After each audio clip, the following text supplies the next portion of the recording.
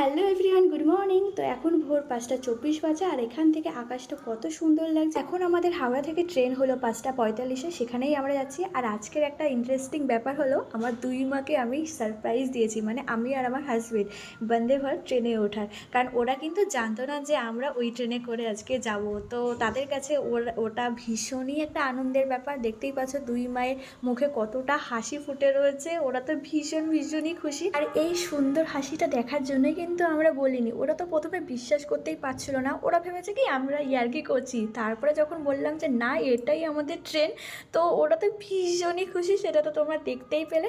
তো চলো এখন বন্দে ভারত ট্রেনে ওঠা যাক। আর এই ফার্স্ট টাইম আমরা সবাই মিলে বন্দে ভারত ট্রেনে উঠছি, তাই এত সুন্দর মুহূর্তটা আমার তো ক্যামেরাবন্দি করাই লাগতো। আমি যে এই ছোটো ছোটো ব্লগগুলো করে থাকি তার একমাত্র উদ্দেশ্য হলো আমার জানের জন্য, কারণ জান যাতে বড় হয়ে এই ভিডিওগুলো দেখতে পারে যে সে ছোটোবেলায় কিভাবে কাটিয়েছে। আমাদের ছোটোবেলায় কোথায় গেছি কি করেছি আমাদের কারোরই কিন্তু মনে নেই, আর মনে না থাকারই কথা। হয়তো ভিডিও থাকলে আমরাও দেখতাম। কেমন লাগলো সারপ্রাইজ? তো এদিকে দেখো আমার মায়ের মুখে কিন্তু এখনও হাসি থামছে না, রীতিমতো এখনও হেসেই যাচ্ছে। আর আমি আমার ঠাকুরদাদাকে বললাম যে কেমন লাগলো, তো ঠাকুরদাদা প্রথমে একটু বুঝতে পারেনি, যাই হোক পরে বুঝতে পেরেছে।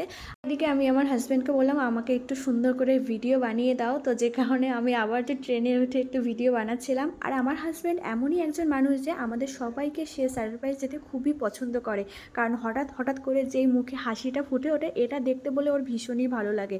আমাকেও যদি কখনো কোনো গিফট দেয় আমার পছন্দের কিছু, ও কিন্তু না জানিয়েই কিন্তু আমাকে সেটা দেয়। আর এদিকে আমার জান ভাবছে আমি এটা কোথায় উঠলাম, এটা তো সেরকম ট্রেন না যে আমরা যেই ট্রেনে চলাফেরা করি।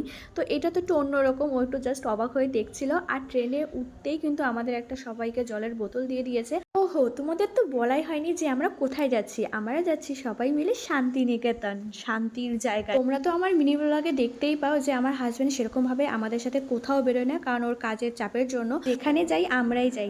একভাবে বাড়িতে থাকতে কারো কি ভালো লাগে, যে কারণে বেরিয়ে পড়লাম। হ্যাঁ, আমাদের কিন্তু 1.5 ঘন্টার পর, যে কারণে ট্রেনের মধ্যে আমরা তেমন কিছু অর্ডার করিনি, জাস্ট সকালবেলা তো যে কারণে চা আর বিস্কিট অর্ডার করেছি। আমাদের সাথে টুকিটাকি কিছু খাবার ছিল, যেমন চিড়ে ভাজা, চাল ভাজা, ওই দিয়েই চলে গেছে। আর এখানে অনেকে ভাবতে পারো 1.5 ঘন্টার পর তো আমরা বন্দে ভারত ট্রেনে কেন উঠেছি।